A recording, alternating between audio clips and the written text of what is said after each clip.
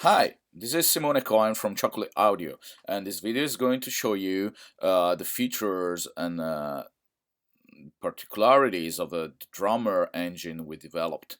In particular, this version we are using is the Black Album drums, but most of the features are shared with all of the other engines, including the contemporary vintage drums we already published a couple of months ago. So this is the page we get when we open the plugin, the library in Contact, uh, and basically you get shown this drum kit page. You have either on the drummer page you have either the drum kit panel and the mixer panel.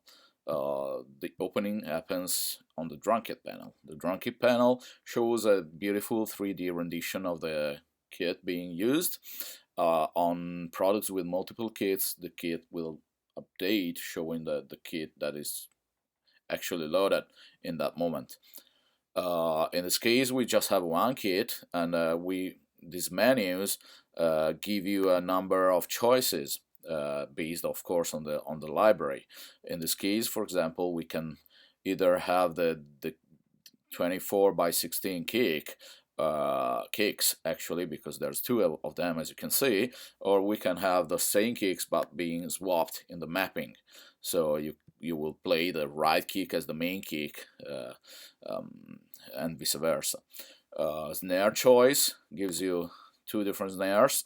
In this case, as you can see, loading a different snare will purge the unused snare and load the new one, and at the same time it will change the snare shown in the 3D rendition. This page is pretty simple, and it's pretty easy dive-in page. On the right side you can basically load a number of factory presets or user presets that you might want to save using the save button and delete button, and you can also browse through the different presets by using the arrows over here. We also feature a number of mappings. Our default MIDI mapping, which we think is pretty effective, but we also have a few of the most used MIDI drum mappings around, including BFD, Easy Drummer, Studio Drummer, Superior Drummer, and the V-Drums mapping. And from here you can also use the player, so you can just trigger the player in whichever state it is.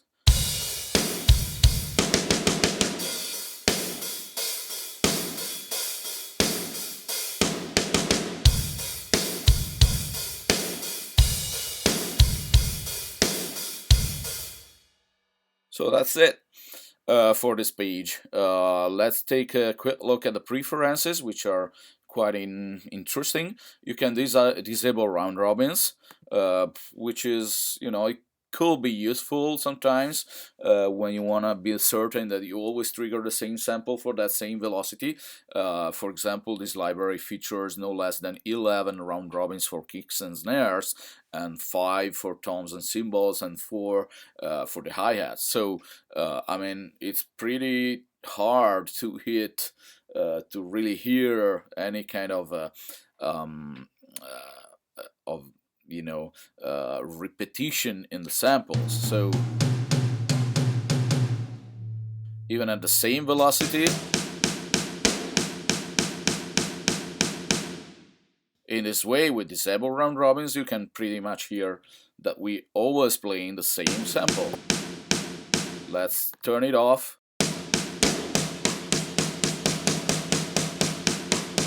The other preference is true fill. True fill is basically the way the samples are cut. We decided to keep a bit of the pre-attack of the samples in the kick snares and toms because we feel that they sound much better in that way, even though visually it's very hard to actually see anything going on in those samples, acoustically, it's quite different. So, of course, this introduces a bit of latency in the samples. So that's the reason we added it as a preference. So if you want to have a better sounding kind of thing, but you don't need a real-time thing because you're playing back a MIDI sequence, you can activate True Fill and eventually anticipate a bit kick, snare, and toms, but you'll get a better sound.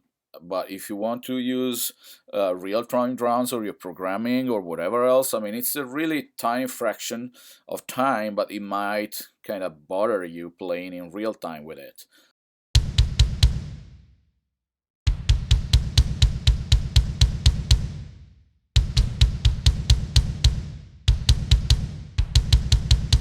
So it might be quite not easy to hear it, but when you have a sequence going and you switch it on and off, you can pretty much easily tell the difference if you have a bit of experience with drums. So let's switch to the other page, the mixer page. The mixer page is laid out into rows. The top row is dedicated to the closed microphones of the loaded drum kit, while the bottom one is dedicated to the room reverb and master section. Let's hide the drummer preferences. Um, and let's take a look at it. So in this case, we have a library with kick, snare, hi-hat, ride, cymbals, tone 1, 2, 3, 4, and 5, overheads, closed room, fire room, rear room, reverb, return, and master section. So let's start from the master. Master allows you to swap left and right. All of our libraries are recorded with listener perspective, so the hi-hat will be on the right side.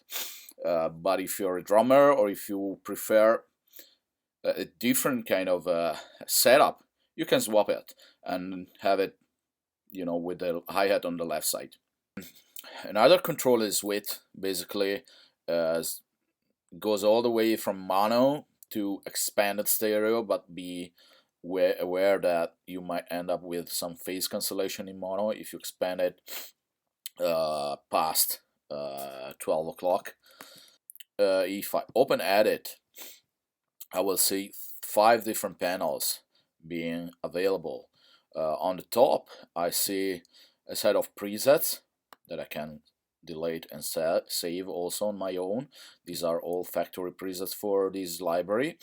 You can change the path of the effects, so you can have EQ, compression, transient, and tape, or EQ, transient, compression, tape, and so on. We have 4 different paths, and then you have the different pages for the effects: EQ, compression, transient, and tape.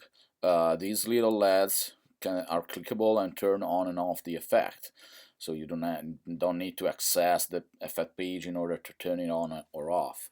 But let's go quickly to the setup page. In the master section, we have the global velocity curve control. We have a velocity range limiter, which might be useful, and we have randomized functions in volume, velocity, pitch, and tone. And they are pretty effective in adding a bit of additional variability to your grooves if you need that. Then the effects, which are shared with all of the other channels. I mean, all of the other channels have got the same effect section, apart from the reverb. So we have the EQ, which is based on the solid EQ in Contact. We 4-band EQ with the outer bands being able to act as a shell for a bell filter. I mean, you should know it if you're familiar with Contact. Then we have the compressor, solid compressor with parallel action possible, which is kind of useful. Then we have a simple transient designer, which is also pretty effective, and the tape emulator. These are all Kontakt stock effects. They are quite cool, and they're pretty useful to create a mix right outside of the box. Of course, you can decide um, to route every single output to a dedicated output in Kontakt so that you can mix the drums in your DAW eventually. But this is useful if you're in a hurry, or if you are not really familiar with mixing drums and stuff like that. So this is the master section. Let's take a look at the channels. I mean, the effects are pretty much shared. The effect section is shared between all channels, but let's take a look at a couple of particularities. As I told you, there's a chance to assign the output from each channel either to the master output or to separate outputs in Kontakt. In this case, we only have one additional separate output, but you just need to configure them in the output section in Kontakt over here.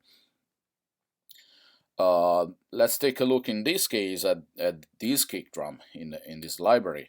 So basically, on the kick drum, you can set how much of the kick drum signal goes into the overhead bus, in the closed room bus, far room bus, and the rear room bus. Regarding the close, so what's going to belong to this very channel, you can set up to 3 closed microphones in this case. And this, for example, we have the RE20 inside the kick, an MD421 inside the kick, and a 47 fat Neumann on the outside of the kick. Additionally, you can tune the drum, and of course, command clicking resets. You can set a different velocity curve.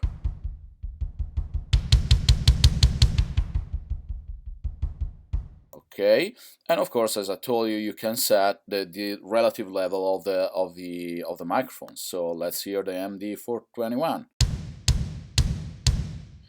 Let's hear the RE20. And let's hear, the 47 fat. That's it. Additionally, you have every channel as an AHD envelope, which is pretty useful for, gate effects or stuff like that. So I'm gonna solo the kick channel so that you can only hear the kick, close mics.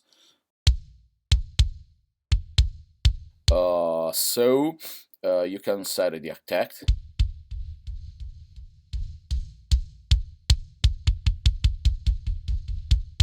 You can set a hold time and the decay time.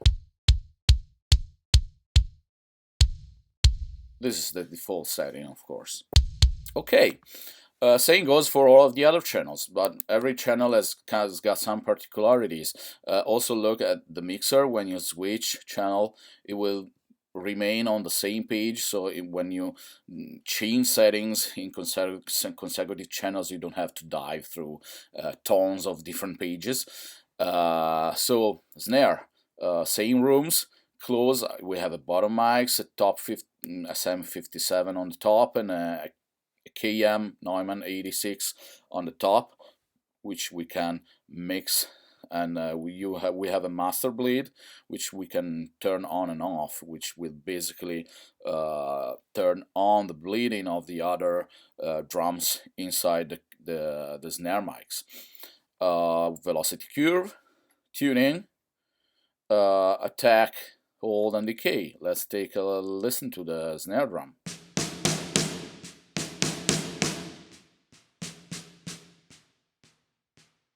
So lowering the velocity curve makes it harder to play hard, and so turning it up basically pretty much always plays the top velocity. So this is very useful when you're using other MIDI already programmed MIDI tracks, or when you're using this library with a MIDI controller or a MIDI drum controller. So you can really tailor the velocity response of each single drum piece.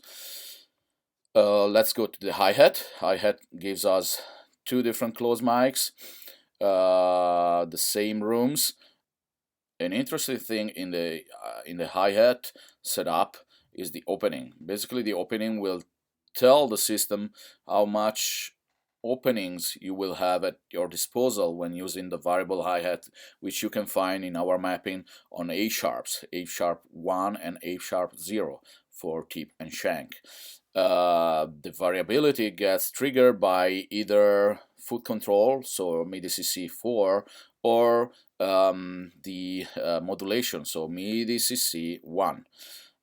You can set it from here. It's very easy. The opening, as I was telling you, when set to minimum, you will basically have always the hat closed, basically, the variable hat, where at maximum you will only get the maximum opening.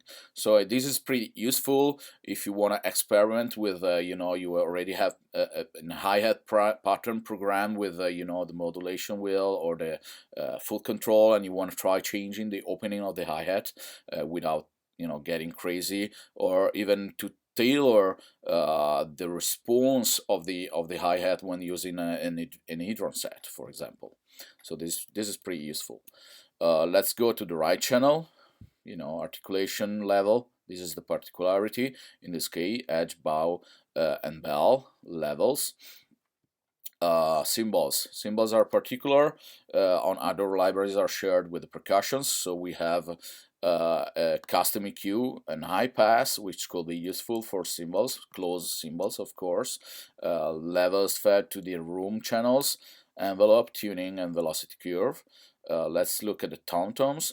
In this case, tom-toms I've had the bottom and top microphones, so you can basically balance bottom and top, and that the same goes for all of the tom-toms. And let's switch to the overheads down here. You have the width setting because it's the stereo channel, so you can basically decide how much stereo is this channel actually.